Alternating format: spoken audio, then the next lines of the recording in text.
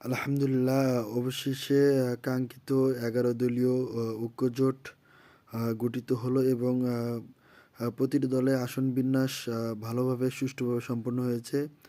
এর মধ্যে দেখা যাচ্ছে বাংলাদেশ জামাত ইসলামী ১৭৯টি আসন এবং এনসিপিকে দেওয়া হয়েছে ৩০টি, বাংলাদেশ খেলাফত মজলিস ২০টি, খেলাফত মজলিস ১০টি, এলডিপি ৭টি এবং এবি পার্টি নেজামে ইসলামী এবং গণতান্ত্রিক পার্টিসহ মোট ৯টি। এবং এখনও ৪৭টি আসন কোনো প্রার্থী ঘোষণা করা হয়নি। সম্ভবত এটা ইসলামী আন্দোলন বাংলাদেশ তাদের জন্য রেখে দেওয়া হয়েছে। তারা যদি জোটে অন্তর্ভুক্ত হয় ৪৭টা আসন থেকে তাদেরকে কিছু দেওয়া হবে, অন্যথায় এই আসনগুলো পুনরায় জামাতে পাবে। ইনশাল্লাহ মোটামুটি একটি ভালো জোট। শুভকামনা রইল জোটের প্রতি। ইনশাল্লাহ বিজয় হবে, এই শুভকামনা রইল। আসসালামু আলাইকুম।